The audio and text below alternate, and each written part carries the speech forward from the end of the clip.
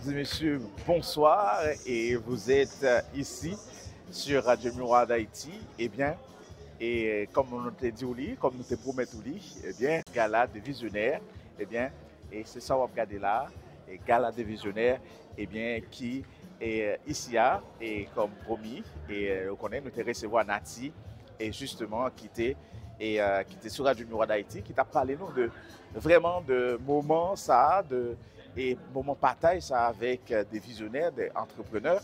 Eh bien, je dis, nous, en fait, non, jour-J, nous arrivons, eh bien, et nous avons un pile exposant, un pile entrepreneur qui là, donc justement, et c'est un plaisir pour nous capables justement à présenter au Gala des visionnaires. Donc, Gala des visionnaires qui s'allient, c'est tout simplement des entrepreneurs ou bien des gens qui ont vision, ou bien qui pas trop ont vision, ou bien qui ont vision, mais qui par contre comment pour être capable d'atterrir avec vision ça, eh bien, Gala ça, lui organiser justement et pour capable joindre de conseils parce que justement, il y a des gens qui parlent là, qui parlent de conseils pour justement dire nous qui ça est en vision, comment mettre en vision et on rêve en réalité et donc et gagner un peu l'exemple qui parle là. Donc restez branchés et puis restez connectés sur Radio Miroir d'Haïti et c'est un plaisir pour nous-mêmes pour nous capables de présenter au Gala des visionnaires.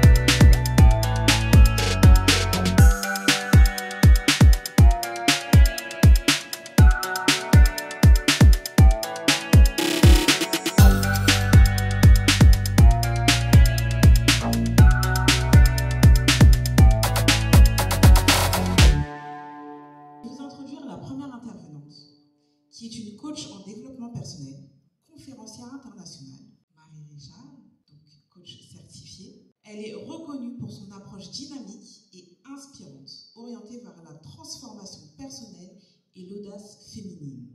Mesdames, Messieurs, elle accompagne les femmes à se relever pleinement, à se dépasser leurs blocages, entreprendre avec confiance et surtout avec clarté. Par son accompagnement et ses interventions, elle transmet les clés du dépassement de soi, de l'estime personnelle et de la prise du pouvoir, mais surtout du pouvoir intérieur. Mesdames et messieurs, je vous présente Marie Richard. C'est elle qui va monter l'estrade, qui va venir jusqu'à nous afin de vous exposer son savoir-faire. Parce que tu es un visionnaire, une visionnaire. J'aime bien parler de moi parce que je me dis que les gens n'auront pas d'excuses d'avoir peur d'entreprendre. Il y a souvent une peur d'entreprendre. Moi, il y a 15 ans passés, j'étais une maman au foyer avec avec 5 enfants, et je ne travaillais pas. Je me suis beaucoup cherchée. Et j'ai compris qu'en fait, tout commence à l'intérieur. Si tu ne te cherches pas d'abord toi, qui tu es, tu peux entreprendre, tu peux ouvrir des entreprises, tu peux faire ce que tu veux, ça ne fonctionnera pas. Avoir un bon mindset pour entreprendre. Et pour avoir un bon mindset pour entreprendre, ça repose sur plusieurs paliers. Numéro 1, il faut déjà que tu aies une vision claire. Si tu n'as pas une vision claire de ce que tu veux faire et le pourquoi tu le fais, comme je disais tout à l'heure, c'est compliqué. Il faut savoir là où tu veux aller et que ta vision, en fait, elle va toujours te servir de boussole. Quand tu vas être dans des moments compliqués, quand tu vas être dans des moments de doute, en fait, ta vision sera toujours ta boussole. C'est ça qui va te dire, mais pourquoi j'ai commencé au départ? Donc c'est pour ça que quand tu veux entreprendre, aie une vision claire.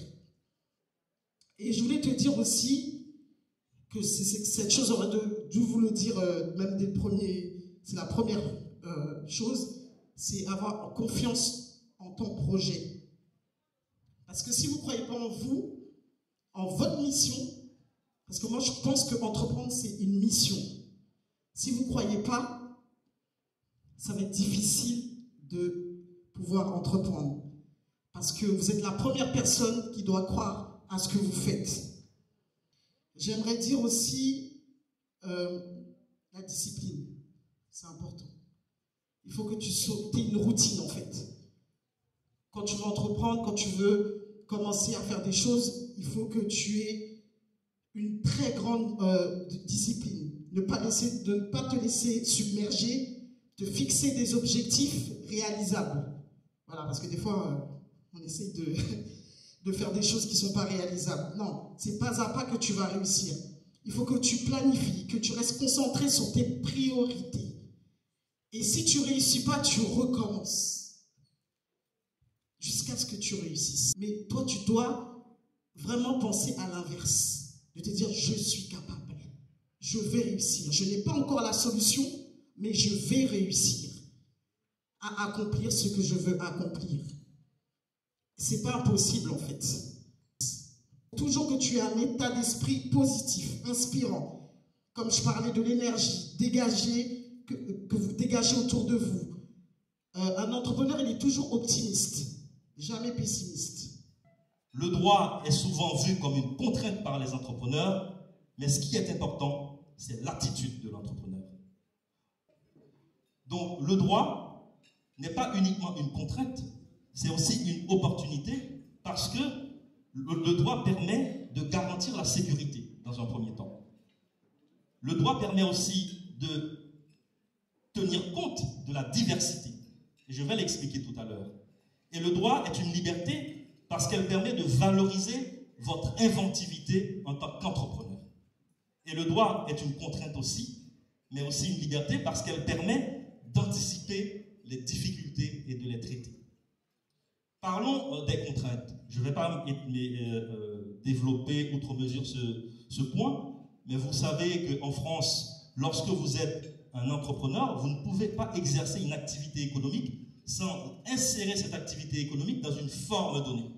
Soit vous êtes une entreprise individuelle, soit vous l'exercez en tant que salarié dans le cadre de contrat de travail, mais à ce moment-là, vous n'êtes pas entrepreneur, soit vous êtes sous la forme d'une société, soit vous faites des contrats de joint venture ou des contrats de partenariat, soit vous êtes carrément, des fois, une fondation ou une association, parce que la notion d'activité économique, la notion d'entreprise est une activité économique, c'est une réalité économique, mais cette réalité économique est saisie nécessairement par une forme qui est la société, l'association ou bien la fondation. J'ai négocié le contrat de financement. L'usine a coûté 400 millions d'euros, alors que l'entreprise n'a mis sur la table que 200 000 euros. Et cette opportunité de lever 400 millions d'euros en mettant sur la table uniquement 200 000 euros a été possible à travers une technique juridique qui est la technique du financement de projet, qui permet aux financeurs, c'est-à-dire aux fonds d'investissement et aux banques qui vont financer le projet, de pouvoir prendre des garanties sur les actifs sous-jacents, c'est-à-dire les machines, les terrains, le foncier, mais aussi les constructions, et aussi de prendre des garanties sur les contrats. Par exemple, l'entreprise, avant de lever le financement, concluait un contrat de vente d'électricité avec l'électricité de France sur 30 ans. Et tous ces éléments-là, ce sont des contrats, donc des outils juridiques sans lesquels cette levée des 400 millions n'était pas possible. Parce que c'est parce qu'il y a ces garanties en face, c'est parce qu'il y a cette technique juridique qu'avec 200 000 euros, on peut faire 400 millions d'euros. Pour les créations intellectuelles d'une manière générale. Donc c'est la raison pour laquelle je dis que le droit en tant que contrainte est une liberté parce qu'il permet d'assurer la sécurité, parce qu'il permet il permet de protéger et de valoriser l'inventivité, mais parce qu'il permet aussi d'anticiper les difficultés. Lorsque vous créez une société, il y a des règles qui sont prévues par la loi. Mais en dehors des règles qui sont prévues par la loi, il y a un boulevard qui est laissé à l'imagination. Et les praticiens, les avocats comme moi, on le sait. Et en fonction des formes de société ou des formes d'entreprise, le boulevard, il est plus ou moins grand et le boulevard porte sur un sujet ou sur un autre. Je donne un exemple. Lorsque vous êtes dans une société anonyme, la plupart des règles de l'organisation et de la répartition du pouvoir au sein de l'entreprise, c'est très important le pouvoir. Je peux devenir l'associé majoritaire de Gala des Visionnaires et lui donner une orientation totalement différente de la philosophie de Nathalie. Donc le pouvoir, c'est très important au sein d'une société. Et il y a aussi, en face du pouvoir, les intérêts économiques. Je vais vous donner la stratégie pour chercher vous-même votre projet, faire vos travaux, rénover, louer, encaisser les loyers.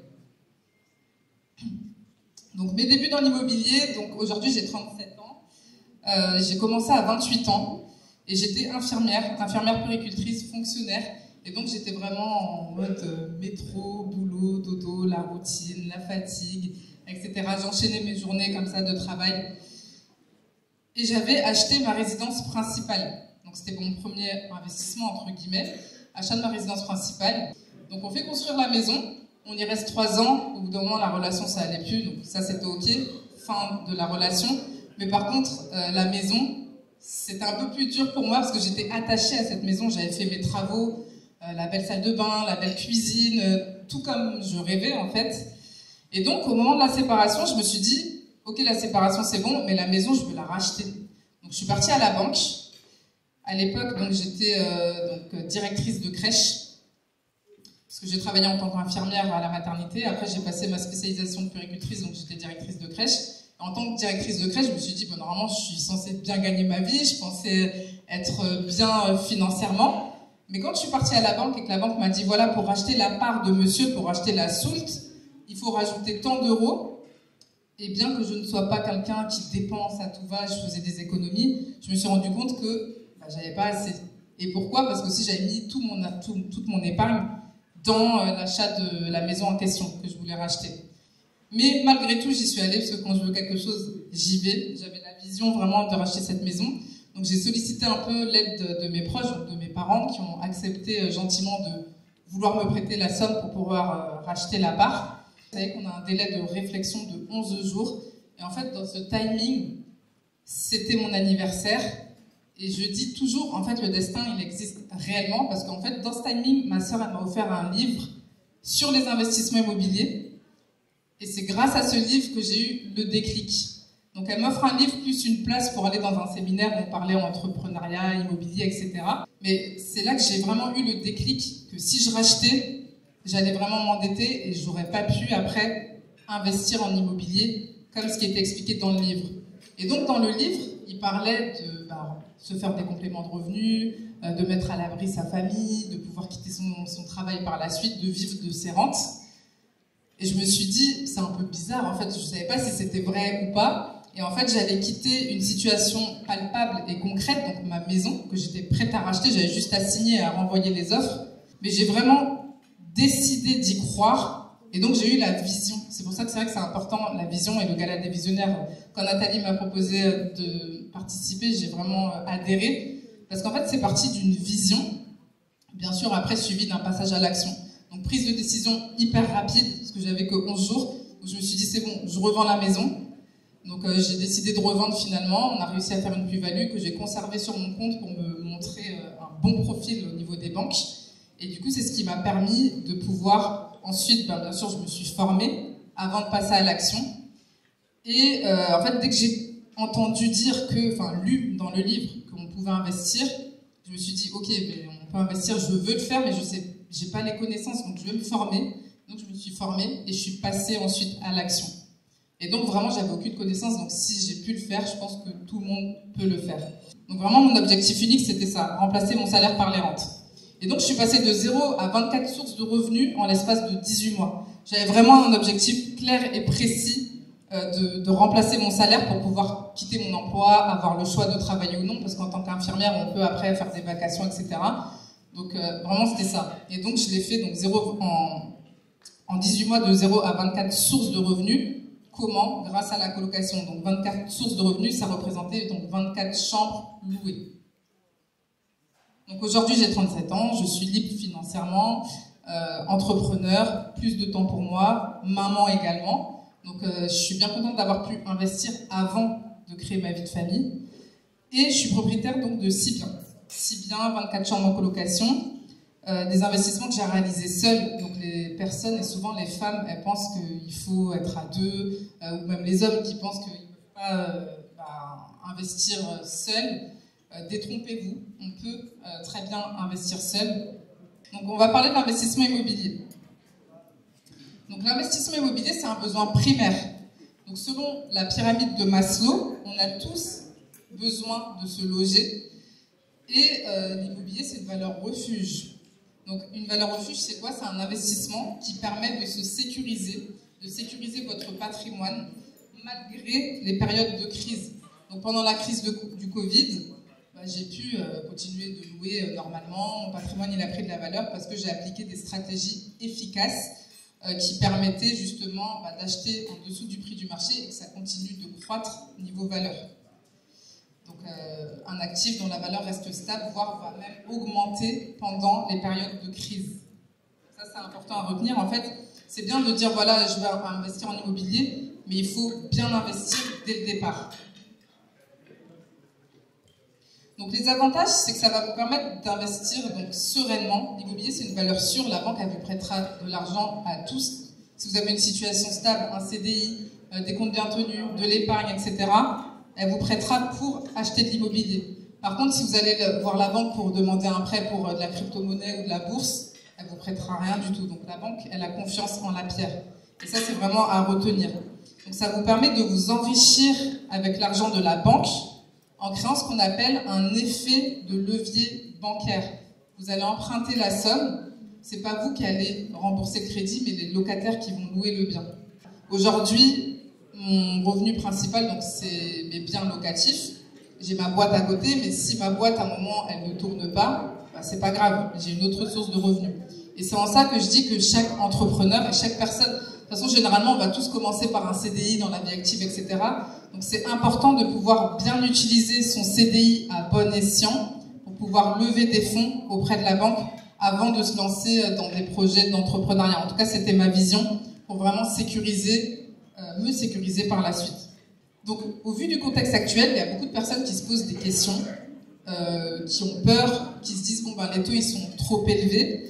Donc comment acheter mon projet en dessous du prix du marché, c'est la réelle question à se poser. Même si les taux sont élevés aujourd'hui, ils le sont beaucoup moins qu'à l'époque de nos parents, ça reste très intéressant. Donc, la bonne affaire, ça va se faire quand vous allez acheter.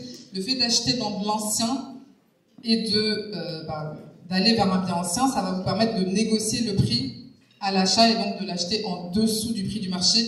Donc malgré les taux hauts, vous allez vous y retrouver. Beaucoup se demandent aussi, est-ce que les banques prêtent encore ? Donc la vraie question à se poser, c'est à quel type de profil les banques vont-elles prêter? Et vous, de vous moduler et en fonction du type de profil à qui elles prêtent. Les demandes d'achat se raréfient, donc c'est comment puis-je exploiter cette tendance pour négocier encore plus à mon avantage? Parce qu'en fait, en ce moment, les gens, ils ne sont pas propices, les investisseurs, oui, mais certains ont peur d'acheter parce qu'ils se disent les taux ils sont trop hauts, etc. Donc justement, ça laisse plus de place aux investisseurs. Et tout ce qui est passoire thermique, des peu médiocres, ce sont de réelles opportunités. Beaucoup ont peur quand ils voient des logements en F, en G, etc. Mais il faut vous dire que c'est vraiment quelque chose qui va vous permettre de négocier le prix à l'achat. Et les vendeurs, ils ont toujours besoin de vendre, donc surtout s'ils sont pressés au vu du contexte, ils pourront brader un petit peu le prix. Et donc tout va dépendre de votre vision.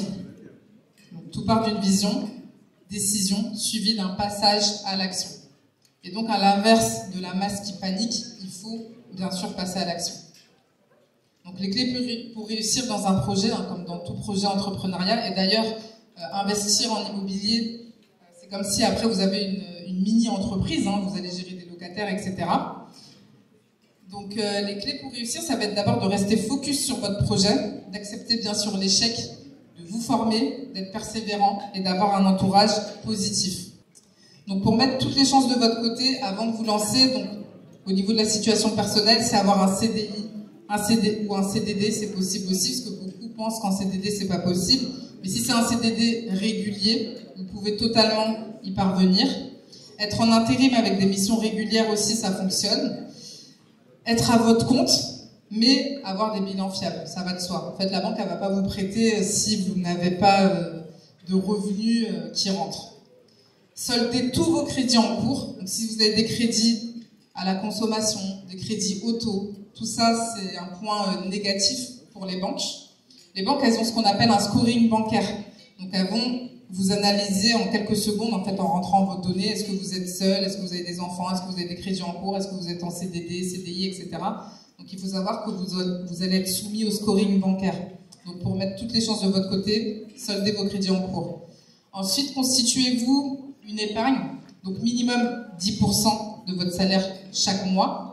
C'est-à-dire, dès que vous avez votre paye, vous mettez 10%, au moins 10%, parce que vous travaillez pour un patron, donc autant vous payer en premier et constituer votre épargne comme ça qui vous permettra de donner confiance aux banquiers.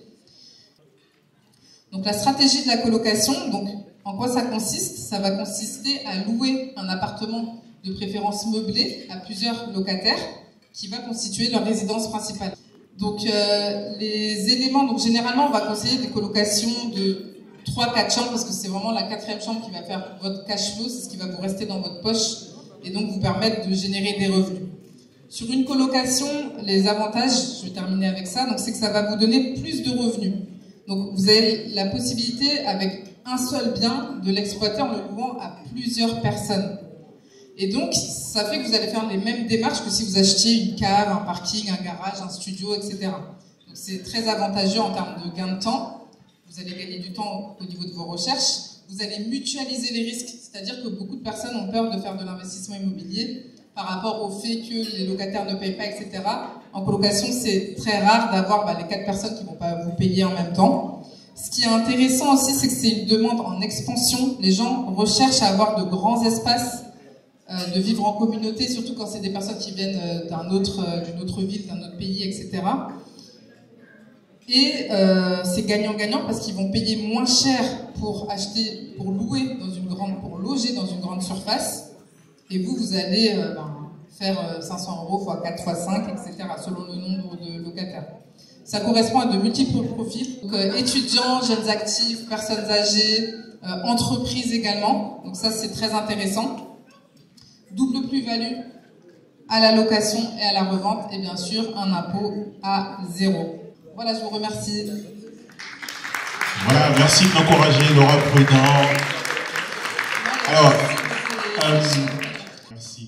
Et donc elle aide les entrepreneurs à concevoir des projets stratégiques commerciaux sur mesure et atteindre efficacement leur clientèle cible et surtout structurer leur offre autour de leur vision et de leurs objectifs. Donc c'est cette grande dame, le temps qu'elle prend place, donc qui nous fait l'honneur de répondre à cette première édition de Gala des visionnaires ce soir, mesdames et messieurs.